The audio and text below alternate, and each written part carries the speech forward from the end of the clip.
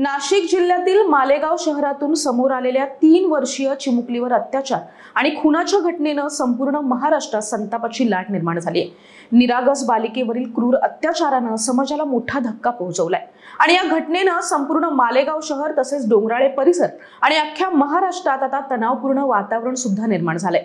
पण सर्वात जास्त धक्कादायक त्या लहान मुलीवर करण्यात आलेल्या अत्याचाराचं कारण आहे। ते समोर येताच राज्यभरातून आणखीनच आक्रोश निर्माण झालाय। आपण सगळं सविस्तर आजच्या या व्हिडिओच्या माध्यमातून जाणून घेणार आहोत, त्यामुळे हा व्हिडिओ शेवटपर्यंत पहा। पण त्याआधी तुम्ही चॅनलवर नवे असाल तर आधी चॅनलला सबस्क्राइब करा, या व्हिडिओला लाईक करा आणि शेअर करायला सुद्धा अजिबात विसरू नका। नमस्कार, मी शुभांगी, कॅमेरामागे आहे मनोज मांडवकर आणि तुम्ही पाहत आहात घेऊन टाक।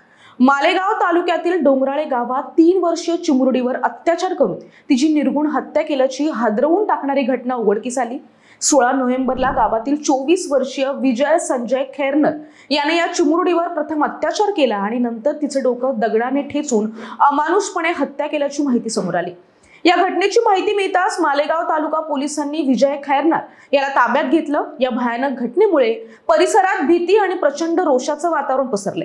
पोलीस प्रकरणाची अत्यंत गांभीर्याने चौकशी करतात। दरम्यान पीडित मुलीचा मृतदेह जेव्हा तिच्या राहत्या घरी आणला त्यावेळी तिकडे जमलेल्या लोकांचा एकच आक्रोश झाला।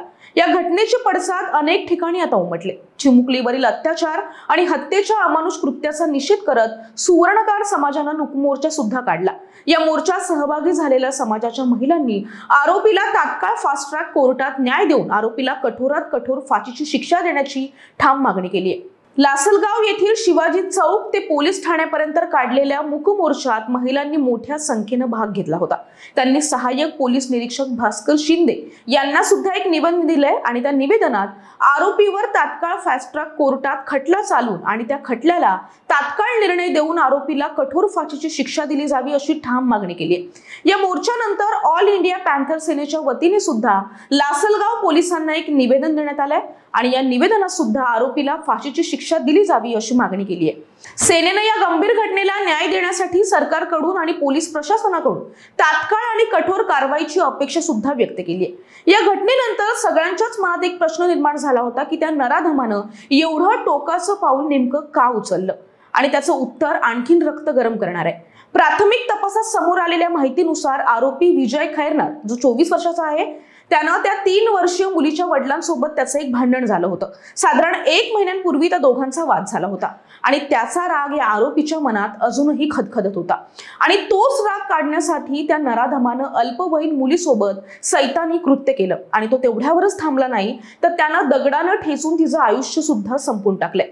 या घटनेची माहिती मिळताच पोलिसांनी अत्याचार करून निर्घुण खून केलेल्या चिमुरडीचा मृतदेह हा मालेगाव सामान्य रुग्णालयात शवविच्छेदनासाठी पाठवला होता।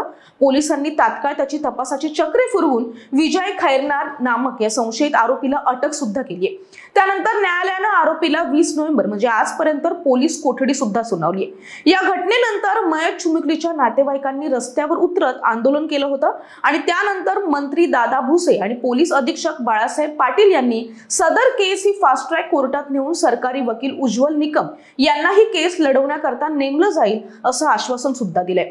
या सर्व प्रकरणानंतर मयत चिमुकलीच्या नातेवाईकांनी रास्ता रोको आंदोलन मागे घेतलं।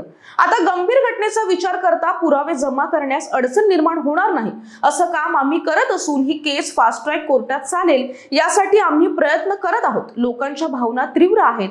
आरोपीला फाशीची शिक्षा मिळेपर्यंत ज्या काही कायदेशीर बाबी करता येतील ते आम्ही पूर्ण करू आणि लवकरात लवकर करू असं नाशिक ग्रामीणचे पोलीस अधीक्षक बाळासाहेब पाटील यांनी म्हटलंय। राज्यात आपण रोज अशा प्रकारच्या घटना पाहत आहोत, ऐकत आहोत, पण तरीही या घटना काही कमी होताना पाहायला मिळत नाहीये। यावर नेमकं कोण जबाबदार असेल? आपल्याकडे कायदे आहेत पण ते कायदे कठोर पद्धतीने वापरले जात नाहीयेत का, की हे सरकारचं अपयश आहे? तुम्हाला काय वाटतं? तुमचं मत कमेंट करून नक्की लिहा। तसेच कायद्याच्या अंमलबजावणीमध्ये अजून काय सुधारणा केली जाऊ शकते जेणेकरून अशा प्रकारच्या घटनांना आळा बसू शकेल हे सुद्धा नक्की लिहा। या व्हिडिओला लाईक करा, शेअर करायला अजिबात विसरू नका आणि हा व्हिडिओ तुम्ही शेवटपर्यंत पाहिला त्याबद्दल खूप खूप धन्यवाद।